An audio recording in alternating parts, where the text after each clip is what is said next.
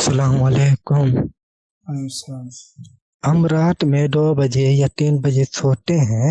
Loom चलाते हैं हम, तो 2 बजे 3 बजे सोते हैं। अब फजर की नमाज 2 या 3 बजे पढ़ के सो जाएं तो कोई हरज है? हम सुबह में नहीं उठ पाते हैं, सुबह में उठते हैं तो सूरज निकल जाता है। तो बताइए। ये हमारे एक भाई साहब है, इनका सवाल ये है कि ये रात में 2 बजे 3 बजे तक कुछ काम करते हैं, इनका कोई कारोबार है।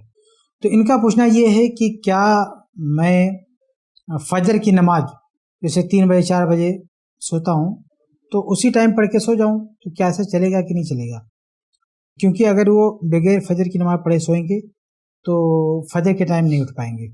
तो इनका पूछना ये है कि हम पहले पढ़ के सो जाएं तो उसमें क्या हरज की बात है? तो देखें, इसमें बहुत बड़ी हरज है। ऐसा नहीं चल पाएगा क्योंकि अल्लाह रब्बुल आलमीन ने नमाज को उनके अलग अलग औकात में फ़र्ज किया है। अल्लाह ताला फरमाता है इन्न सलात कानत अलल मुमिनीन किताबन मौक़ूता। ये नमाज को जो अल्लाह ने फ़र्ज किया है वो अलग अलग वक्त में फ़र्ज किया है, अलग अलग वक्त में।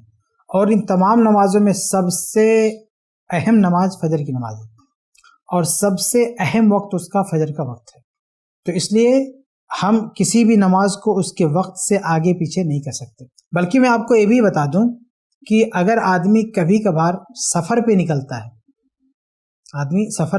या कभी कभार कोई दुश्वारी आती है, कोई मसला दरपेश होता है, तो वहाँ अल्लाह ताला ने ये गुंजाइश दी है कि कभी कभार के लिए, हमेशा के लिए नहीं, कभी कभार के लिए, कि किसी नमाज को उसके वक्त से पहले पढ़ लें या किसी नमाज को उसके वक्त से निकाल के लास्ट में पढ़ लें। इसको जमा बैन सलातैन कहते हैं। जैसे ज़ोहर को असर के साथ ले जाके पढ़ना, या असर को ज़ोहर के साथ ले जाके पढ़ना, मगरिब को इशा के साथ ले जाके पढ़ना, या इशा को मगरिब के साथ ले जाके पढ़ना, इसकी गुंजाइश है। लेकिन ये गुंजाइश भी इन 4 नमाजों में है, फजर में नहीं है। फजर की नमाज को आप उसकी जगह से नहीं हिला सकते, समझ रहे? आप ज़रा सोचिए कि जब बाज़ हालात में इजाज़त भी दी गई है कि नमाज को आगे पीछे कर सकते हैं, वो भी कभी कभार, लाइफ टाइम नहीं, परमानेंट नहीं, कभी कभार, तो उसमें भी फजर की नमाज में ये गुंजाइश नहीं दी गई है। फजर की नमाज को उसकी जगह से हम नहीं हिला सकते। इसलिए आप जो ये समझ रहे हैं कि अगर उसको पहले पढ़ लें क्या हर्ज है, बहुत बड़ा हर्ज है। तो अल्लाह रब्बुल आलमीन के हुक्म के खिलाफ है। फजर की नमाज को उसकी जगह से नहीं हिला सकते, ये अल्लाह का कानून है, इसके खिलाफ आप नहीं जा सकते। इसके अलावा और भी बहुत सारे पहलू हैं, उन पर भी आपको गौर करना चाहिए। अल्लाह रब्बुल आलमीन ने फजर की नमाज के एक वक्त रखा है और उसमें मुसलमानों से मुतालबा है कि वो बेदार हो जाएं, नमाज पढ़ें। तो उस वक्त बेदार होने का एक जरिया अल्लाह ताला ने बनाया है फजर, और वो जो वक्त है ना, वो बड़ी बरकतों वाला वक्त है, बहुत कीमती वक्त है, बड़ा ही प्यारा वक्त है। वो उस वक्त में बरकत होती है। इसलिए अल्लाह तबारक व तआला ने एक सिस्टम रखा है कि आदमी फजर के वक्त बेदार हो जाए और उसके बाद वो अपना काम करे, जो बरकतों वाला वक्त है। इसलिए उन बरकतों से भी महरूमी है अगर कोई शख्स फजर की नमाज नहीं पढ़ता। इसलिए अगर आप कुछ करना चाहते हैं तो ये कर सकते हैं कि अपना कारोबार चेंज कर सकते हैं।